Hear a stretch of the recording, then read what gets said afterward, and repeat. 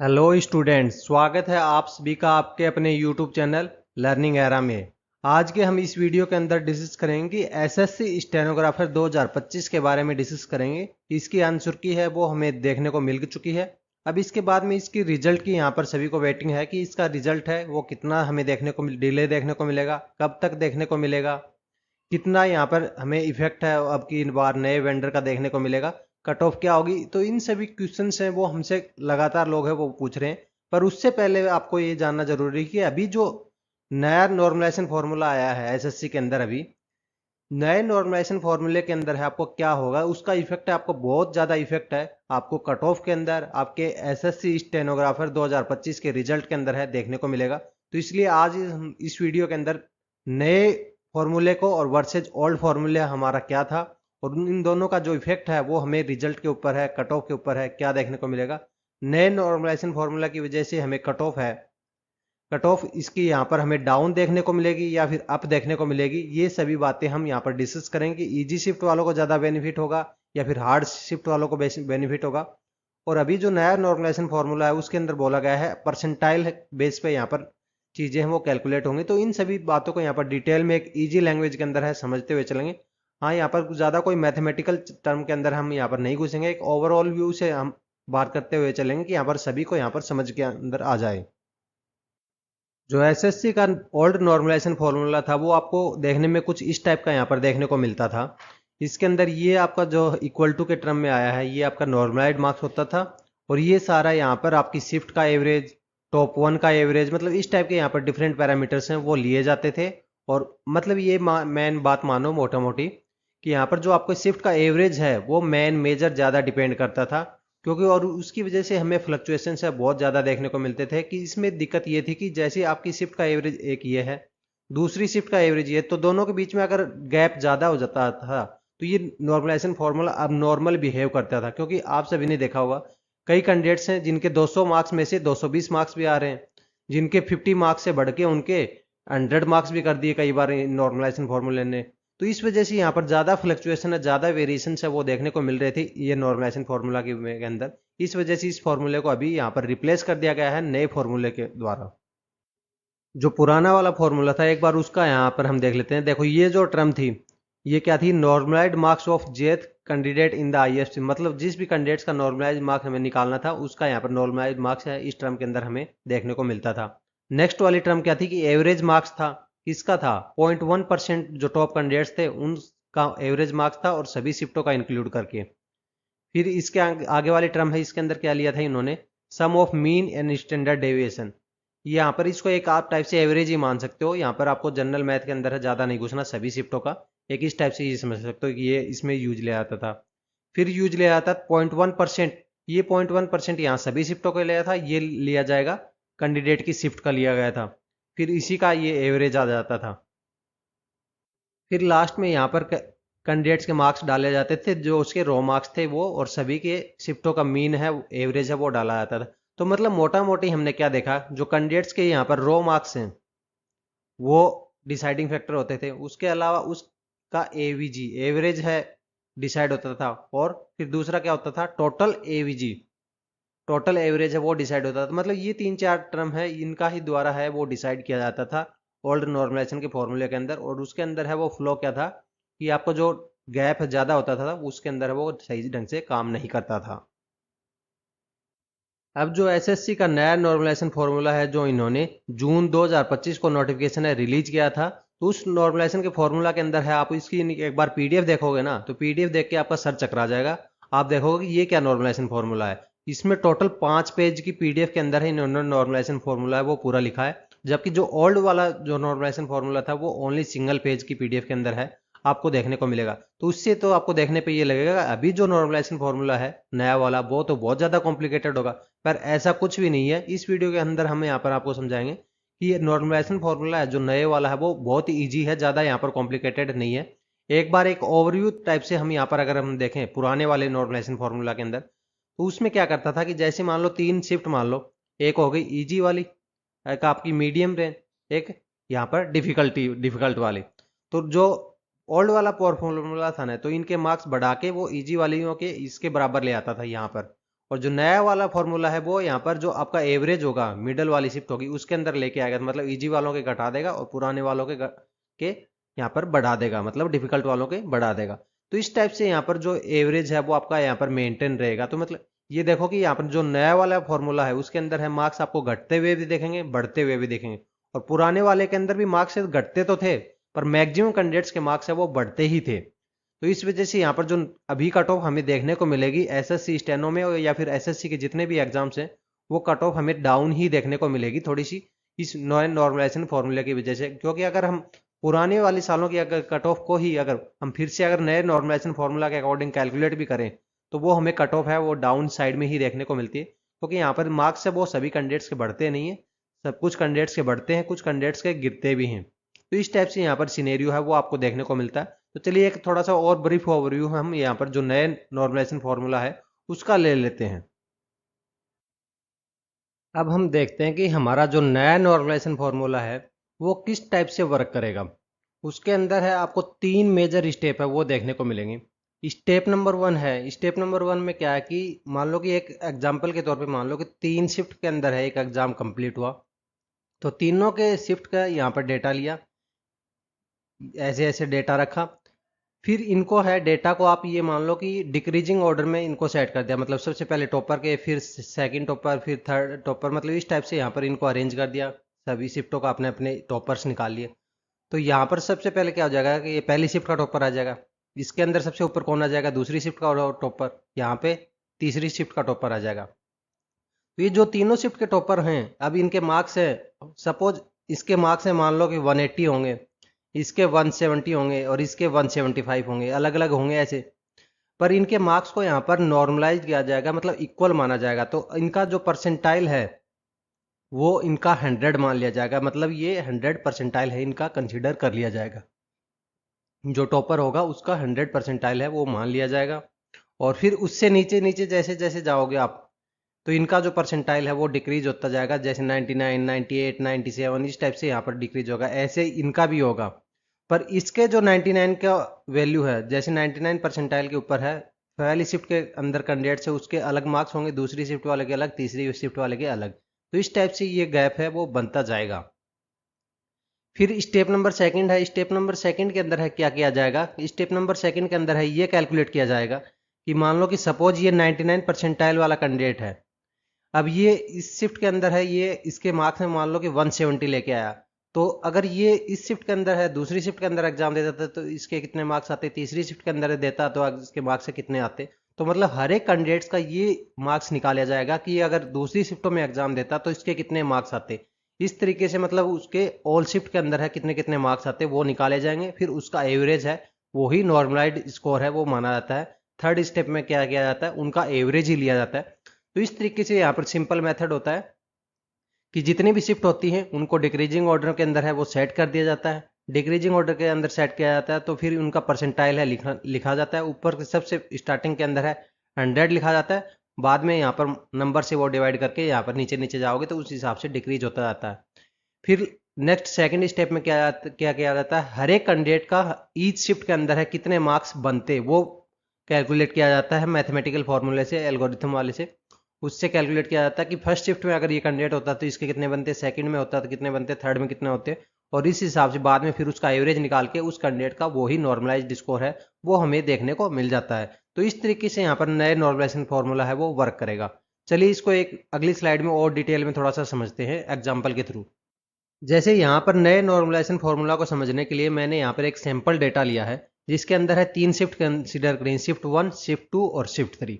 जैसे कि इनको है वो डिक्रीजिंग ऑर्डर के अंदर है सेट कर दिया गया है। अब शिफ्ट 1 का जो टॉपर है उसके 198 मार्क्स हैं और 199 मार्क्स हैं शिफ्ट सेकंड के टॉपर के और 197 है शिफ्ट 3 के टॉपर के। पर इनका जब आप परसेंटाइल देखोगे तो इसका भी 100 है, इसका भी 100 है, इसका भी 100 है। तो इस तरीके से वो 100 है वो कंसिडर किया जाएगा। फिर आप जैसे नीचे जाओगे ये देखो इसका परसेंटाइल है वो 91 हो गया, इसका परसेंटाइल है 83 हो गया, इस टाइप से यहाँ पर ये परसेंटाइल है वो डिक्रीज होता जाएगा। अब यहाँ पर ये देखो कि 75 परसेंटाइल है, ये शिफ्ट 3 के अंदर 188 मार्क्स लाने वाला उसका भी 75 परसेंटाइल है और 185 मार्क्स लाने वाला शिफ्ट 1 के अंदर है उसका भी 75 परसेंटाइल है। तो ऐसे परसेंटाइल, एक ही परसेंटाइल पे अलग अलग मार्क्स हैं वो आपको देखने को मिलेंगे। अब यहाँ से इनका ये चालू होता है कि ये देखो, ये इसके अंदर है 198 वाला टॉपर है। तो अगर ये कैंडिडेट है शिफ्ट सेकंड के अंदर एग्जाम देता तो ये कितने मार्क्स लेके आता? 199। अगर ये शिफ्ट थ्री के अंदर मार्क्स कितने मार्क्स लेके आता? 197। तो इस तरीके से यहाँ पर ये फिर इनका एवरेज है वो क्या होगा, इसका एवरेज क्या हो जाएगा, इसके नॉर्मलाइज्ड मार्क्स हो जाएंगे। ऐसे ही ये कितने लेके आता? 198 लेके आता है, ये भी 198 लेके आता क्योंकि टॉपर है। तो इस तरीके से इनका जो एवरेज आएगा तीनों का क्या आएगा? सेम आएगा, सेम नॉर्मलाइज्ड मार्क्स है वो आपको देखने को मिलेगा। जो टॉपर का मार्क्स है वो कभी भी जो टोटल मार्क्स हैं उनसे आउट नहीं करेगा। जैसे 200 मार्क्स का एग्जाम है, पहले नॉर्मलाइजेशन में क्या होता था कि 200 मार्क्स के एग्जाम के अंदर से आपको नॉर्मलाइज्ड स्कोर है 220 210 भी देखने को मिलता था।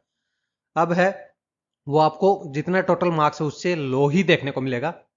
हायर की पॉसिबिलिटी पूरी तरह से जीरो है आपको देखने को मिलती है।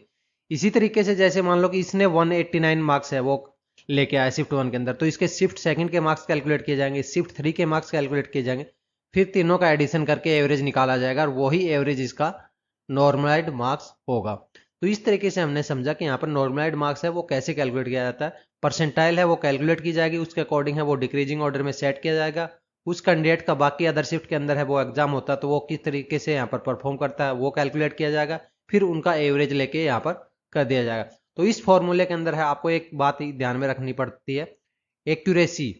एक्यूरेसी का इस फॉर्मूले के अंदर है कोई भी लेना देना नहीं है। एक्यूरेसी यहाँ पर नॉर्मलाइज्ड मार्क्स के अंदर है आपकी डिपेंड नहीं करेगी कि मतलब आपने कितने गलत किए हैं कितने सही किए हैं, आपके फाइनल स्कोर कितना है रो मार्क्स का, खाली वो ही डिपेंड करेगा। ना ही इस फॉर्मूले के अंदर आपका रिजर्वेशन, जैसे आप एससी से हो, एसटी से हो, ओबीसी से हो, आपका रिजर्वेशन भी यहाँ पर कोई भी वैलिड रूल है वो अप्लाई नहीं हो रहा। तो रिजर्वेशन के कारण भी यहाँ पर मार्क्स है वो आपके चेंज नहीं होंगे। तो इन बातों को यहाँ पर आपको ध्यान में रखते हुए चलना है कि ना ही तो आप यहाँ पर आपकी एक्यूरेसी है उसका कोई इफेक्ट आपको फॉर्मूले के अंदर देखने को मिलेगा, ना ही आपकी कैटेगरी का रिजर्वेशन का किसी टाइप का यहाँ पर आपको बेनिफिट है नॉर्मलाइजेशन फॉर्मूले के अंदर है वो देखने को मिलेगा। हाँ, ये बात जरूर है कि इस नए नॉर्मलाइजेशन फॉर्मूले के अंदर है वो आपको मार्क्स है वो डिक्रीज होते हुए भी काफ़ी दिखेंगे और इंक्रीज होते हुए भी दिखेंगे। तो इस वजह से जो ओवरऑल जो इंक्रीमेंट और डिक्रीमेंट का अगर हम सम देखोगे तो वो एवरेज है बीच में उसके अंदर है वो लाई करेगा। वहीं पर जो पिछले वाला था वो टॉपर की तरफ है वो लाई करता है, मतलब आपका स्कोर है ज़्यादा बढ़ाने के ऊपर है ज़्यादा जोर दिया जाता है। इस यहाँ पर दोनों तरफ से जोर दिया जाता है, ये मान सकते हो कि बढ़ाने पे भी और घटाने पे भी। तो इस वजह से कट ऑफ है वो थोड़ी सी डिक्रीज यहाँ पर आपको देखने को मिलेगी, डिक्रीज यहाँ पर कम कट ऑफ है अब की बार एक्सपेक्टेड है वो आपको देखने को मिलेगी। और मार्क्स भी आपका अगर ईजी शिफ्ट में है तो आपके मार्क्स है वो डिक्रीज हुए भी आपको देखने को मिलेंगे, और अगर आपके इंक्रीज भी हो सकते हैं मार्क्स अगर आपका हार्डर शिफ्ट के अंदर है। तो आप हमें कमेंट बॉक्स में अभी डाल के बताइए कि आपका जो एग्जाम था, एग्जाम डेट क्या थी, शिफ्ट क्या थी, और आपके अभी रो मार्क्स हैं अभी के आंसर की अकॉर्डिंग है वो क्या बन रहे। इसके अलावा भी बहुत सारे फैक्टर्स हैं। एक तो नॉर्मलाइजेशन फॉर्मूला का जो फैक्टर हो गया वो आपको कट ऑफ के ऊपर है वो इफेक्ट करेगा, रैंकिंग के ऊपर इफेक्ट करेगा। और भी अब की बार है एसएससी स्टेनोग्राफर 2025 के अंदर बहुत सारे फैक्टर्स हैं, एक बार और वन गो के अंदर हम उनको भी देख लेते हैं। वो आपके कट ऑफ और रैंकिंग के ऊपर है, अच्छा खासा फ्लक्चुएशन है अब की बार आपको देखने को मिलेगा। अभी आपकी रो मार्क्स के अकॉर्डिंग है, चाहे रैंक अलग ही आ रही हो, पर आपका जब फाइनल रिजल्ट देखोगे तो आपका अलग ही कट ऑफ है और मार्क्स है आपको देखने को मिल सकते हैं। अब की बार जो है एसएससी स्टेनोग्राफर 2025 का जब फाइनल रिजल्ट आएगा उसके अंदर है आपको अच्छा खासा चेंजमेंट है वो देखने को मिलेगा रैंकिंग के अंदर। स्पेशली वो हम इसलिए बोल रहे हैं क्योंकि अभी जो आंसर की आई है उसके अंदर बहुत सारे फ्लॉज हैं, इरर्स हैं, वो हमें देखने को मिले हैं। उनकी वजह से यहाँ पर आपको रैंकिंग के अंदर है चेंजमेंट देखने को मिलेगा। एक तो अभी हमने यहाँ पर नॉर्मलाइजेशन फॉर्मूले की बात की कि नॉर्मलाइजेशन फॉर्मूला है, अब की बार दूसरा है जिसके अंदर है आपको मार्क्स है वो डिक्रीज भी देखने को मिलेंगे, इंक्रीज भी देखने को मिलेंगे। क्योंकि पिछले वाला जो नॉर्मलाइजेशन फॉर्मूला था उसके अंदर है मैक्सिमम कैंडिडेट्स के मार्क्स है वो आपको इंक्रीज देखने को मिलते थे, पर अभी आपको इंक्रीज और डिक्रीज है दोनों अमाउंट ऑफ कैंडिडेट्स के अंदर है बराबर मात्रा में देखने को मिलेंगे।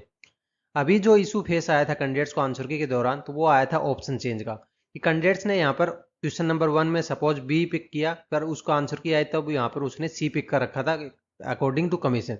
ये इशू भी कई कैंडिडेट्स को देखने को मिला था। हो सकता है कि वो इशू अगर बाद में सॉल्व हो गया तो आपकी रैंकिंग है इस इशू की वजह से भी आपको चेंजमेंट है देखने को मिलेगा। साथ में मार्क्स फ्लक्चुएशन का भी यहाँ पर गेम है, कई कैंडिडेट्स को साथ में देखने को मिला, क्योंकि अगर मार्क्स ही फिक्स नहीं है तो यहाँ पर रैंकिंग है वो कैसे डिसाइड की जा सकती है।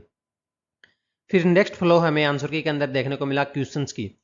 कई क्वेश्चन है वो इमेजेस के अंदर थे। मैक्सिमम क्वेश्चन से ये मान सकते हो कि 90% क्वेश्चन के अंदर है इन्होंने इमेज यूज की थी, टेक्स्ट यूज नहीं किए थे। इसी वजह से इनका सर्वर है वो स्लो चल रहा था, क्वेश्चन है वो लोड नहीं हो पा रहे थे, कैंडिडेट्स अपनी आंसर की है वो ढंग से देख ही नहीं पाए, कैंडिडेट्स अपनी आंसर की ढंग से देख ही नहीं पाए। और बाद में अभी आंसर की अगर वो देखें तो अभी आंसर की का अगर उन्होंने लिंक भी जनरेट कर लिया तो भी आंसर की है वो विजिबल ही नहीं हो रही, लिंक है वो पूरी तरह से एक्सपायर हो चुका है। तो कैंडिडेट्स है वो पूरी तरह से वो पार्टिसिपेशन कर ही नहीं पाए यहाँ पर रैंकिंग सिस्टम के अंदर। फिर नेक्स्ट हमें देखने को मिला है फ्लो है वो है मैथ के क्वेश्चंस का। मैथ के क्वेश्चंस हैं यहाँ पर अब की बार हमें एसएससी स्टेनोग्राफर 2025 की आंसर की के अंदर है देखने को मिले। जैसा कि यहाँ पर कैंडिडेट्स ने बाहर आते ही बता दिया था कि पहले जब हम एग्जाम दे के आए कि अब की बार है मैथ के क्वेश्चन है वो देखने को मिल रहे हैं, तो वो भी हमें आउट ऑफ सिलेबस क्वेश्चन से देखने को मिला है। तो इनका भी हो सकता है कि आपको बोनस टाइप में यहाँ पर देखने को मिल जाए। फिर नेक्स्ट है इनकम्प्लीट क्वेश्चंस, मतलब क्वेश्चंस की लैंग्वेज ही यहाँ पर इन्होंने पूरी इनकम्प्लीट की। मतलब यहाँ पर टाइपिंग के अंदर ऐसा समझ सकते हो कि कई क्वेश्चंस ऐसे हैं जिनको टाइपिंग करते करते एक दो वर्ड है वो मिस कर दिए या फिर कुछ इन्फॉर्मेशन है वो मिस कर दी। तो इस तरीके से जो इनकम्प्लीट क्वेश्चंस हैं वो भी हमें काफ़ी देखने को मिल रहे हैं। फिर नेक्स्ट क्वेश्चन है वो हमें देखने को मिल रहे हैं रॉन्ग क्वेश्चंस। रॉन्ग क्वेश्चंस के अंदर है जैसे कि दो टाइप के, एक तो लॉजिकल रॉन्ग क्वेश्चंस हो गए, दूसरे हैं जिनके यहाँ पर ऑप्शंस चेंज हो गए। मतलब ये ऑप्शन किसी दूसरे क्वेश्चन का दे दिया, क्वेश्चन किसी दूसरे का दे रखा है, मतलब मैथ का क्वेश्चन दे दिया और रीजनिंग के ऑप्शंस दे दिए। तो इस टाइप के क्वेश्चंस की यहाँ पर फ्लो है वो भी हमें देखने को मिला। उनकी वजह से क्या होगा कि आपका रॉन्ग देखने को मिलेगा, रॉन्ग बजेगा तो आपका क्या है बोनस देखने को मिलेगा, रॉन्ग है तो ऑप्शन चेंज का भी यहाँ पर इशू है वो देखने को मिलता है। तो इस तरीके से अगर हम हर एक शिफ्ट का अगर एवरेजन देखें तो 6 से 8 क्वेश्चंस के अंदर है या तो आपका ऑप्शन चेंज का इशू आएगा या फिर बोनस का मार्क्स है वो आपको देखने को मिलेगा। इतनी हाई अमाउंट के अंदर है आप फाइनल आंसर की के अंदर है चेंज होगा। इस वजह से ये क्या है कि आपकी रैंकिंग है वो चेंज होने वाली है। आपके हो सकता है कि अभी आपको मार्क्स के अकॉर्डिंग आपको देखने पे लग रहा हो कि मैं तो यहाँ पर अगले वाले स्टेज के लिए इन ही नहीं हो पाऊंगा, स्किल टेस्ट के लिए क्वालिफाई ही नहीं कर पाऊंगा।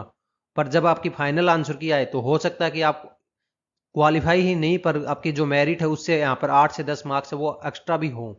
तो इस वजह से यहाँ पर आपको नेक्स्ट स्टेज है इसकी स्किल टेस्ट शॉर्ट हैंड की प्रैक्टिस है वो आपको अभी से करनी चाहिए, क्योंकि शॉर्ट हैंड की प्रैक्टिस के लिए यहाँ पर आपको ज़्यादा टाइम है, बाद में गैप नहीं देखने को मिलेगा। और शॉर्ट हैंड की प्रैक्टिस के लिए आपको स्पीड सबसे मैटर करती है और स्पीड है वो इतनी ईजीली यहाँ पर बढ़ती नहीं है। तो हम आपके लिए वही सॉल्यूशन है यहाँ पर प्रोवाइड कर रहे हैं कि यहाँ पर आपकी स्पीड है वो कैसे बढ़ानी है और आपकी प्रैक्टिस है वो कैसे करनी है। यहाँ पर एग्जाम जब आपका शॉर्ट हैंड का एग्जाम होगा तब तक आप अपनी स्पीड है 80 WPM और 100 WPM है, दोनों की जो टारगेट है उनको क्रॉस कर पाओ, क्रॉस ही नहीं कर पाओ उनसे बढ़िया परफॉर्म कर पाओ। इसलिए आपको जो शॉर्ट हैंड की प्रैक्टिस करनी है वो बहुत सारे कैंडिडेट्स की डिमांड आ रही थी कि हम शॉर्ट हैंड की प्रैक्टिस कहाँ से करें। प्रैक्टिस हमने डिक्टेशन है ऑडियो फॉर्मेट में तो हमको मिल जाती है, वहाँ से हमने लिख लिया शॉर्ट हैंड, उसको लिख लिया शॉर्ट हैंड बना ली। पर शॉर्ट हैंड बनाने के बाद में उसकी एरर्स है वो कैसे फाइंड आउट करें, मैनुअली एरर फाइंड आउट करने में उनको यहाँ पर काफ़ी टाइम वेस्ट हो रहा था। इसलिए कैंडिडेट्स की डिमांड के ऊपर हमने ये सॉफ्टवेयर डिजाइन किया है जिसके अंदर है आपको यहाँ पर सभी बुक्स हैं जिनकी पॉपुलर बुक्स हैं उनकी यहाँ पर डिक्टेशन है वो आपको देखने को मिलेगी। डिक्टेशन के अंदर आप अपनी स्पीड अपनी फैसिलिटी के अकॉर्डिंग है, मतलब आपकी जितने भी प्रैक्टिस की है उसके अकॉर्डिंग आप इसने अपनी स्पीड को यहाँ पर एडजस्ट कर पाओगे। उसको एडजस्ट करने के बाद में आपको शॉर्ट हैंड अपनी कॉपी के अंदर है लिखना है। लिखने के बाद में आपको ट्रांसक्राइब नाउ का यहाँ पर बटन दबाना है। ट्रांसक्राइब नाउ का जैसे ही आप यहाँ पर बटन प्रेस करोगे तो उसके अंदर है आपको यहाँ पर इस टाइप से एक बॉक्स है वो ओपन हो जाएगा। इस बॉक्स के अंदर है आपको क्या करना है, इस डिक्टेशन को यहाँ पर ट्रांसक्राइब करना है। ट्रांसक्राइब करने के बाद में यहाँ पर आपको सबमिट का बटन दबाना है और सबमिट का बटन दबाते ही आपको एक पूरा रिजल्ट पेज, आपको यहाँ पर डिटेल रिजल्ट पेज है वो दिखाई दे जाएगा। आपको रिजल्ट है कुछ इस टाइप से यहाँ पर दिखाई दे जाएगा जिसके अंदर आपकी सभी तरह की स्पीड है वो काउंट होगी, एक्यूरेसी है काउंट होगी, एरर का पूरा एनालिसिस है वो आपको देखने को मिलेगा कि स्पेस एरर कितने की है, कैपिटल एरर कितने की है, स्पेलिंग कितने की। तो इस टाइप के जो डिफरेंट एरर्स हैं वो आपके सभी के सभी है वो काउंट हो जाएंगे। तो आपको यहाँ पर मैनुअली एरर है वो काउंट करने की जरूरत नहीं है। और एरर काउंटिंग की जो प्रोसेस है ये मान लो कि विद इन 1 सेकेंड, 1 सेकेंड से भी कम टाइम के अंदर है ये आपकी सारी कैलकुलेशन है वो परफॉर्म हो जाएगी। तो आपको इंस्टेंटली यहाँ पर आपका रिजल्ट एनालिसिस है वो दिख जाएगा, एरर काउंटिंग आपको दिख जाएगी। तो यहाँ पर हम पूरा का पूरा है एग्जाम एटमोसफियर है वो प्रोवाइड करने की कोशिश कर रहे हैं। ये एग्जाम इंटरफेस है आपको देखने को मिले कि जैसे कि आपका स्टेनो का स्किल टेस्ट है, एक्चुअल वाला स्किल टेस्ट है स्टेनो का, जब हो तो आपको ये लगे कि मैं तो लर्निंग एरा की वेबसाइट के ऊपर है कोई मॉक टेस्ट दे रहा हूँ, वैसा ही आपको यहाँ पर फील होना चाहिए, यही हमारी कोशिश रहती है। तो इसलिए यहाँ पर इसके अंदर आपको सभी की सभी बुक्स हैं, पॉपुलर बुक्स हैं, कैलाश चंद्रा हो गई, चाहे प्रोग्रेसिव हो गई, चाहे करंट अफेयर्स के यहाँ पर डिक्टेशंस हो गई, लीगल वाली हो गई, और भी यहाँ पर जो भी आपकी डिमांड होगी वो हम यहाँ पर आगे भी अपलोड है वो करते रहेंगे। इस सॉफ्टवेयर के अंदर है आपको क्या क्या देखने को मिलेगा। यहाँ पर आपको कैलाश चंद्रा की सारी वॉल्यूम्स की डिक्टेशन देखने को मिलेगी, प्रोग्रेसिव देखने को मिलेगी, करंट अफेयर्स मिलेगी, प्रेसिडेंट स्पीच मिलेगी, लीगल स्पीच मिलेगी, प्रीवियस ईयर्स की डिक्टेशंस मिलेगी, अदर डिक्टेशंस भी मिल जाएंगी। इस सॉफ्टवेयर को हमें यहाँ पर जल्दी ही हिंदी के अंदर भी लॉन्च कर रहे हैं कि मतलब हिंदी की डिक्टेशन है वो भी आपको प्रोवाइड कर जाएगी, क्योंकि इंग्लिश वाले कैंडिडेट्स हैं वो तो यहाँ पर अभी से प्रैक्टिस कर रहे हैं, पर हिंदी वाले कैंडिडेट्स हैं उनका यहाँ पर हाई डिमांड आ रही है कि हमारे लिए भी बना दो, हमको भी यहाँ पर प्रैक्टिस करनी है, हम यहाँ पर इंग्लिश के अंदर है वो प्रैक्टिस नहीं कर पा रहे। तो हिंदी वालों को हम बता दें कि यहाँ पर 10 से 15 दिन के अंदर है आपका भी यहाँ पर सॉफ्टवेयर है वो बनकर तैयार हो जाएगा, आपके लिए लॉन्च कर दिया जाएगा। इसके अंदर अगर आपको और कोई दूसरी बुक्स ऐड करवानी वो भी हमें व्हाट्सअप नंबर के ऊपर है कमेंट कर सकते हो, व्हाट्सअप नंबर के ऊपर मैसेज सेंड करोगे तो आप हमें पता लग जाएगा, फिर हम उसको 2 से 4 दिन का प्रोसेसिंग टाइम लेके जल्दी से अपलोड है अपडेट कर देंगे। इस सॉफ्टवेयर को जो स्टेनो वाला सॉफ्टवेयर है इसको एक्सेस करने के लिए आपको नीचे डिस्क्रिप्शन में जाना है या फिर कमेंट बॉक्स में आपको वेबसाइट का लिंक है वो मिल जाएगा। जैसे ही आप लिंक के ऊपर क्लिक करोगे तो आपको इस टाइप का कुछ पेज है वो ओपन हो जाएगा, जिसके अंदर आपको लिखा रहेगा मास्टर स्टेनो डिक्टेशन, क्योंकि ये डिक्टेशन के लिए इस डेडिकेटेड सॉफ्टवेयर है वो बनाया गया है। यहाँ पर आपको प्रैक्टिस करने के लिए स्टार्ट प्रैक्टिस नाउ है इसके ऊपर है वो क्लिक करना है। यहाँ पर आपको 24/7 है व्हाट्सअप सपोर्ट है वो देखने को मिलेगा। एडजस्टेबल स्पीड देखने को मिलेगी, 50 से लेकर 170 तक की WPM की स्पीड आप एडजस्ट कर पाओगे। 1100 पे प्लस में डिक्टेशन से अभी आपको मिलेंगी और जल्दी हम इनको बढ़ा के आगे भी यहाँ पर 1500 तक भी कर देंगे। आप जैसे ही प्रैक्टिस के लिए जाओगे तो आपको इस टाइप के यहाँ पर सभी डिक्टेशंस हैं वो अवेलेबल हो जाएंगी। जो भी डिक्टेशंस की आपको जिस भी वॉल्यूम की जहाँ पर भी आपको प्रैक्टिस करनी है, जिस भी टाइम से प्रैक्टिस करनी है उस टाइम यहाँ पर आप प्रैक्टिस करते हो सकते हो। जिसके ऊपर भी क्लिक करोगे उसका ऑडियो प्लेयर है वो ओपन हो जाएगा, वहाँ पर ट्रांसक्राइब नाउ की फैसिलिटी है वो भी, और रिजल्ट एनालिसिस पूरा एग्जाम लाइक इंटरफेस है वो आपको देखने को मिल जाएगा। तो इसके लिए आपको प्रैक्टिस है वो दबा के करनी है, क्योंकि प्रैक्टिस इसके अंदर है बहुत सारे कैंडिडेट्स हैं, ये मान सकते हो कि मैक्सिमम कैंडिडेट्स हैं वो आउट होते हैं। किसके अंदर होते हैं, स्किल टेस्ट के अंदर भी बहुत सारे कैंडिडेट्स हैं वो आउट होते हैं। इसका जो पासिंग परसेंटेज है वो काफ़ी लो देखने को मिलता है, तो इसलिए आपको यहाँ पर प्रैक्टिस करनी है, क्योंकि इसके अंदर है स्पीड है 80 WPM की और 100 WPM की स्पीड है वो अचीव करना यहाँ पर कोई ईजी टारगेट नहीं होता। पहले तो स्टेनो सीखने के अंदर ही कैंडिडेट्स को टाइम लगता है, फिर यहाँ पर स्पीड भी बनानी पड़ती है, तो इसलिए यहाँ पर नॉर्मल टाइपिंग है कैंडिडेट्स बहुत फिर भी जल्दी सीख जाता है, पर स्टेनो सीखने के लिए कैंडिडेट्स को टाइम लगता है, प्रैक्टिस करने के लिए भी टाइम लगता है। तो इस वजह से यहाँ पर आपको एज है वो आप ले सकते हो, और एज की लेने के लिए आपको क्या करना होगा, आपको ज़्यादा से ज़्यादा है वो प्रैक्टिस करनी होगी। प्रैक्टिस कर करके आपको अपनी स्पीड अचीव करनी, साथ में आपकी जो एरर है परसेंटेज है उसको भी यहाँ पर वैलिड के अंदर ही रखना है, जो एसएससी के अंदर है अलाउड है उसी के अंदर ही रखना है। क्योंकि अगर आपने एरर परसेंटेज ज़्यादा कर दी, स्पीड ज़्यादा बढ़ा ली, तो उससे क्या कि फिर भी आप एग्जाम प्रोसेस से बाहर हो जाओगे। तो इसलिए आपको एरर्स को ध्यान में रखते हुए यहाँ पर आपको अपनी स्पीड को इंक्रीज करते हुए चलना है। और उसके लिए सबसे बेस्ट होता है कि क्या ये कैलाश चंद्रा के हैं, प्रोग्रेसिव है, प्रेसिडेंट स्पीच है, डिफरेंट टाइप्स की बुक्स के थ्रू है आपको यहाँ पर प्रैक्टिस करते हुए चलना है। तो इस सॉफ्टवेयर को जल्दी से एक्सेस करने के लिए, अपनी बुकिंग करने के लिए यहाँ पर नीचे डिस्क्रिप्शन में आपको लिंक मिल जाएगा, उसके अंदर आप जा सकते हैं। अभी हमारा कोड है न्यू 10, कूपन कोड है वो चल रहा है न्यू 10। अगर आप इसके थ्रू अवेल करोगे तो आपको एक्स्ट्रा 10% का डिस्काउंट है वो देखने को मिल जाएगा। Master as steno dictation software के अंदर अगर आपको क्या क्या देखने को मिलेगा, इसके अंदर आपको एक्चुअल एग्जाम इंटरफेस है वो देखने को मिलेगा। इसको एक्सेस करने के लिए हमारी वेबसाइट है learningera.in है, उसके ऊपर जाना है, चाहे तो आप सीधा गूगल भी कर सकते हो। उसके अंदर है आपको डिफरेंट टाइप्स की बुक्स है वो देखने को मिलेंगी, जैसे कि कैलाश चंद्रा हो गई, प्रोग्रेसिव हो गई, करंट इशूज हो गई, लीगल डिक्टेशन हो गई, और भी अदर्स डिक्टेशन है वो आपको देखने को मिल जाएंगी। फिर इसके अंदर है आपको एडजस्टेबल स्पीड है वो देखने को मिलेगा, कि आप अपनी सुविधा के अनुसार है स्पीड को है उसको एडजस्ट कर पाओगे। 50 से लेके 170 WPM तक स्पीड है वो आप अपनी सुविधा के अनुसार है एडजस्ट कर पाओगे।